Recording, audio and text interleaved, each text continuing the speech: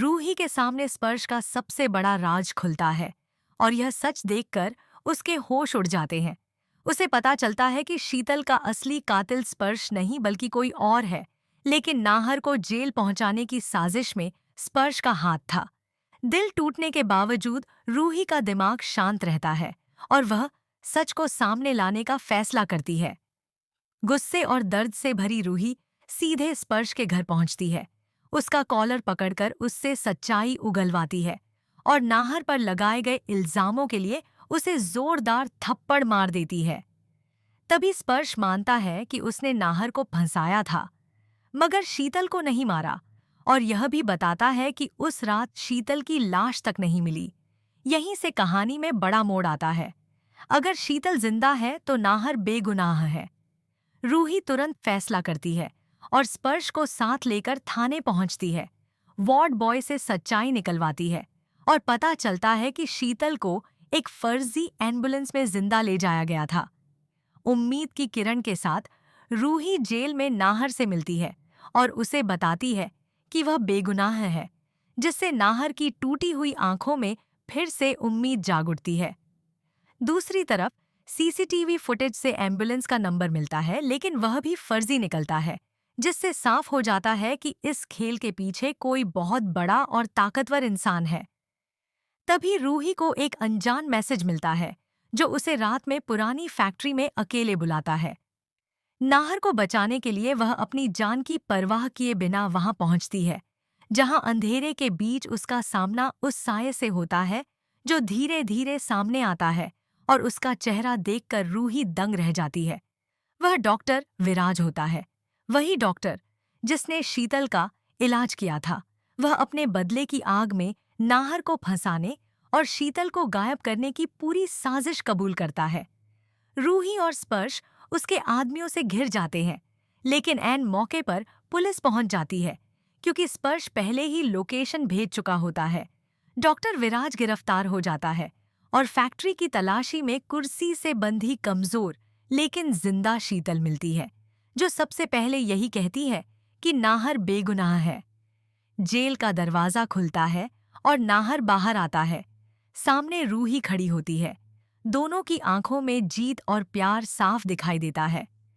स्पर्श अपनी गलती मानकर नाहर से माफी मांगता है और नाहर भी दुश्मनी छोड़कर उसका हाथ थाम लेता है।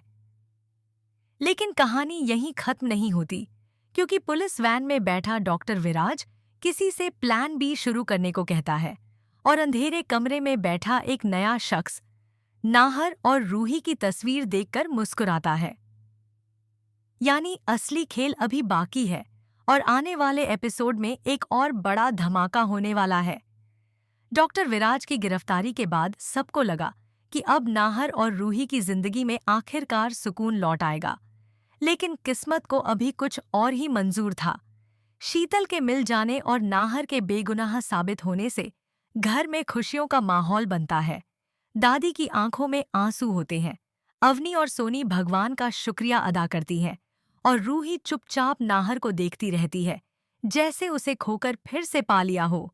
नाहर भी पहली बार बिना किसी डर और बोझ के मुस्कुराता है, लेकिन इस खुशी के बीच स्पर्श थोड़ा दूर खड़ा सब देख रहा होता है। उसके चेहरे पर सुकून भी है और पछतावा भी, क्योंकि वह जान चुका है कि उसकी एक गलती ने कितनी जिंदगियां हिला दी थीं। उधर अस्पताल में शीतल होश में आती है और सबसे पहले रूही का हाथ पकड़कर बताती है कि उस रात डॉक्टर विराज अकेला नहीं था। उसके साथ कोई और भी था जिसकी आवाज उसने सुनी थी। यह सुनते ही रूही और नाहर एक दूसरे को देखते हैं, क्योंकि उन्हें समझ आ जाता है कि प्लान बी वाला शख्स ही असली मास्टरमाइंड है। पुलिस भी डॉक्टर विराज से पूछताछ करती है, लेकिन वह बार बार यही कहता है कि अब खेल उसके हाथ में नहीं रहा। उसके इस बयान से सस्पेंस और गहरा जाता है। उसी रात नाहर और रूही मंदिर में भगवान का शुक्रिया अदा करने जाते हैं। दोनों साथ खड़े होते हैं, आंखें बंद करके प्रार्थना करते हैं, और जब आंखें खोलते हैं तो उनकी नजरें मिलती हैं। बिना कुछ कहे ही दोनों के बीच सब कुछ साफ हो जाता है। यह साथ अब कोई नहीं तोड़ पाएगा। लेकिन मंदिर की सीढ़ियों से उन्हें कोई देख रहा होता है। कैमरा उस शख्स के पैरों से धीरे धीरे ऊपर जाता है, मगर चेहरा फिर भी नहीं दिखता। घर लौटते ही एक और झटका उनका इंतजार कर रहा होता है। दरवाजे पर एक पार्सल रखा होता है। रूही उसे खोलती है और अंदर से नाहर की पुरानी फैमिली फोटो निकलती है, जिस पर लाल रंग से क्रॉस बना होता है और पीछे लिखा होता है, एक को बचाया है, अब सबको नहीं बचा पाओगे। यह देखकर पूरे घर में सन्नाटा छा जाता है। नाहर तुरंत समझ जाता है कि यह हमला सिर्फ उस पर नहीं बल्कि उसके पूरे परिवार पर होने वाला है। स्पर्श इस बार पीछे नहीं हटता। वह खुद आगे आकर कहता है कि अब वह इस लड़ाई में रूही और नाहर के साथ है, क्योंकि जिसने भी यह खेल शुरू किया है वह सबको खत्म करना चाहता है। पहली बार तीनों एक साथ खड़े दिखाई देते हैं। रूही की हिम्मत, हाँ हाँ, नाहर का भरोसा और स्पर्श का प्रायश्चित। दूसरी तरफ अंधेरे कमरे में वही अनजान शख्स फोन पर कहता है। अब उन्हें परिवार की ताकत का एहसास हुआ है। अगला वार उनके सबसे बड़े सहारे पर होगा और कैमरा धीरे धीरे उस दीवार पर जाता है जहां नाहर और रूही की नई फोटो लगी होती है, जिस पर भी लाल निशान बना होता है। अब कहानी एक नए मोड़ पर पहुंच चुकी है, जहां प्यार, भरोसा और बदले की आग तीनों आमने सामने हैं। क्या रूही इस नए दुश्मन का चेहरा सामने ला पाएगी? क्या नाहर अपने परिवार को बचा पाएगा? और क्या स्पर्श सच में अपने किए का प्रायश्चित कर पाएगा? आने वाले एपिसोड में होगा सबसे बड़ा खुलासा, जब इस अनदेखे दुश्मन की पहली चाल किसी अपने को ही निशाना बनाएगी। अगले ही दिन घर का माहौल पूरी तरह बदल जाता है। जहां एक तरफ सब नाहर की रिहाई की खुशी मना रहे होते हैं, वहीं दूसरी तरफ उस पार्सल की धमकी हर किसी के दिल में डर बनकर बैठ जाती है। रूही समझ जाती है कि अब यह लड़ाई सिर्फ सच सामने लाने की नहीं बल्कि अपने परिवार को बचाने की भी है। वह नाहर से कहती है कि दुश्मन बहुत चालाक है और वह उनकी हर हरकत पर नजर रख रहा है। नाहर पहली बार रूही को रोकने की कोशिश करता है, क्योंकि अब वह उसे किसी भी खतरे में नहीं डालना चाहता। लेकिन रूही साफ शब्दों में कह देती है कि यह लड़ाई अब दोनों की है और वह पीछे हटने वाली नहीं। उधर स्पर्श अपने पुराने कॉन्टैक्ट्स की मदद से डॉक्टर विराज के कॉल रिकॉर्ड्स निकलवाता है। रिकॉर्ड्स में एक नंबर बार बार सामने आता है, जो किसी नकली आईडी पर लिया गया होता है। जब उस लोकेशन को ट्रेस किया जाता है तो पता चलता है कि वह जगह नाहर के पुराने बिजनेस पार्टनर से जुड़ी हुई है। यह नाम सुनते ही नाहर के पैरों तले जमीन खिसक जाती है, क्योंकि वह इंसान कोई और नहीं बल्कि आर्यन होता है, वही दोस्त जिसने मुश्किल वक्त में हमेशा उसका साथ दिया था। रूही को पहले यकीन नहीं होता, लेकिन जब शीतल बताती है कि उसने बेहोश होने से पहले उसी की आवाज सुनी थी, तो सब कुछ साफ होने लगता है। फ्लैशबैक में दिखाया जाता है कि कैसे आर्यन नाहर की कामयाबी से जलने लगा था, कैसे उसके पिता की पुरानी दुश्मनी को उसने अपने बदले का कारण बना लिया और कैसे उसने डॉक्टर विराज को अपने प्लान का मोहरा बनाया। इसी बीच घर में एक और हादसा हो जाता है। दादी अचानक सीढ़ियों से गिर जाती है और पता चलता है कि सीढ़ियों पर जानबूझकर तेल डाला गया था। अब यह साफ हो जाता है कि दुश्मन सिर्फ डराना नहीं चाहता बल्कि परिवार को खत्म करना चाहता है। नाहर का गुस्सा फूट पड़ता है और वह कसम खाता है कि इस बार वह किसी को नहीं छोड़ेगा।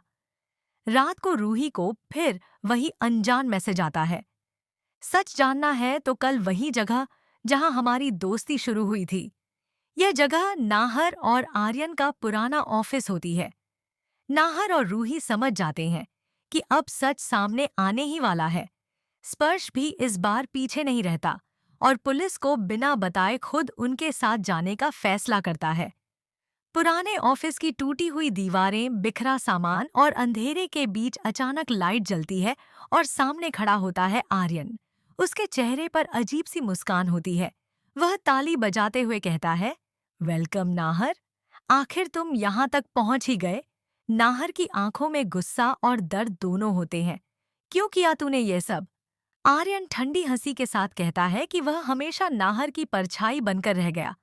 उसे कभी वह पहचान नहीं मिली जो नाहर को मिली और उसी दिन उसने सब कुछ छीन लेने की कसम खा ली थी। आर्यन कबूल करता है कि शीतल को किडनैप करवाना, नाहर को फंसाना, डॉक्टर विराज को इस्तेमाल करना सब उसके प्लान का हिस्सा था।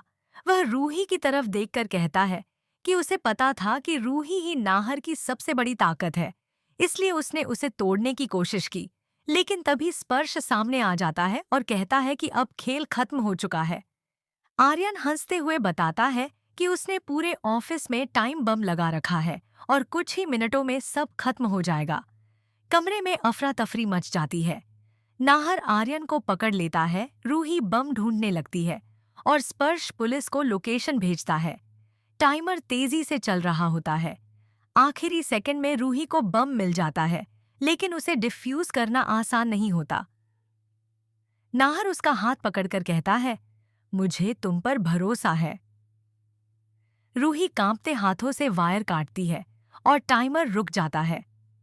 पुलिस आकर आर्यन को गिरफ्तार कर लेती है। इस बार सच पूरी तरह सामने आ चुका होता है। नाहर और रूही एक दूसरे को गले लगा लेते हैं।